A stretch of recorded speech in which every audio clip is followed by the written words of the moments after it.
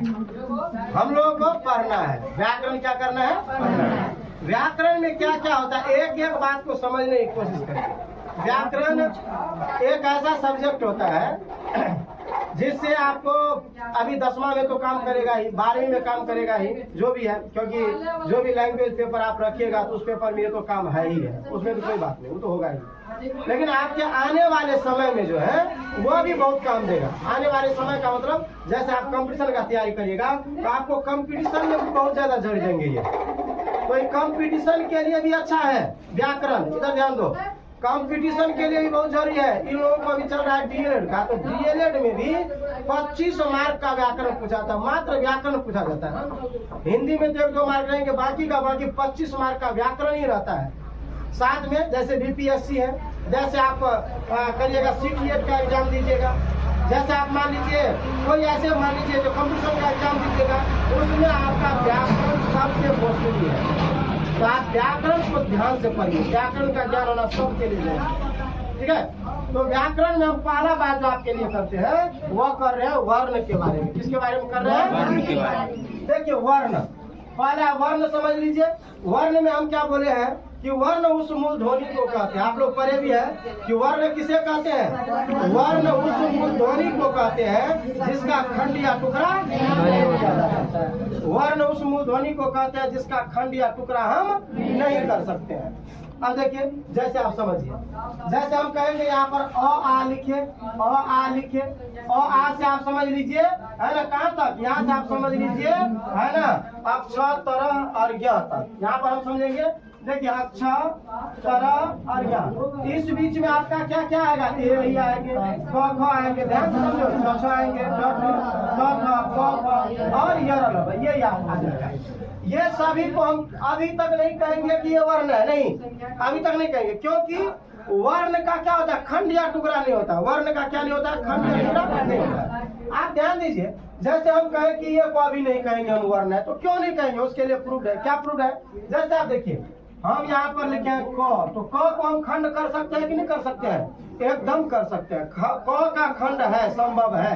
कैसे है? तो देखिए, क में क्या लगल है? और, तो क में हलंत देखिए प्लस और निकालेंगे, तो क का है ना, आप यहाँ पर देखिए खंड हुआ कि नहीं हुआ? खंड तो हो गया, तो इसका मतलब इसका खंड होगा।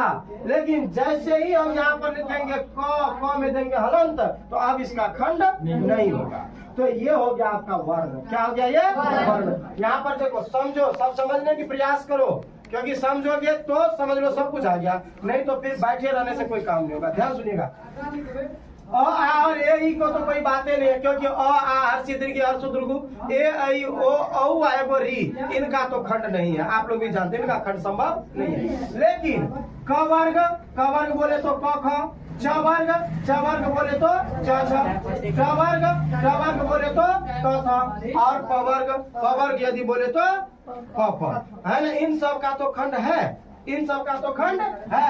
यो का खंड है, देखो यो, क्या यो बोलने से क्या आता है? अ, क्या आता है?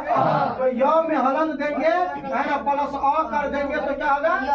तो बताइए, इस यो का खंड था कि नहीं था? लेकिन यहाँ पर हम हलंत दे दिए तो क्या खंड हुआ? नहीं। तो अब फोकस हमें क्या होना चाहिए? फोकस इस बात पर है कि वर्ण किसे कहते हैं? तो वर्ण उस मूल ध्वनि को कहते हैं जिसका खंड या टुकड़ा नहीं है। एक वो पॉइंट समझ गया आप लोगों को? एक वो पॉइंट समझ गया। अब दूसरा पॉइंट यहाँ क्या कहते हैं? वर्णमाला किसे कहते हैं? क्या किसे कहते हैं? देखो, वर्णमाला ऐसे करेंगे, वर्णमाला। देखो ध्यान दो, वर्णमाला किसे कहते हैं? वैसे आप लोग परिभाषा जानते हैं कि वर्णों के क्रमबद्ध समूह को वर्णमाला कहते हैं। क्रमबद्ध समूह, क्रम नहीं टूटना चाहिए। क्रम अगर टूट गया तो फिर ये वर्णमाला नहीं होगा। अब हम कहेंगे क्या, मान लीजिए यहाँ पर लिखेंगे, है ना, यहाँ पर कोई अर्थ नहीं निकल रहा, कुछ लिख देता है, जैसे है ना म क ल मकल, बताइए इसका कोई अर्थ निकला? तो ये वर्णमाला थोड़े हुआ, नहीं, वर्ण का कर्म होना चाहिए। जैसे आप कलम लिखते हैं तो क ल, देखिए है ना, क्या है? वर्ण का कर्म समूह लगा, इसका अर्थ निकला तो ये हो गया आपका वर्ण माला। क्योंकि वर्ण कौन है? क है। वर्ण कौन है? ल है। वर्ण कौन है? म है। और जब इसको क्रमबद्ध समूह में बैठाइए तो वर्ण माला, वर्णों का माला।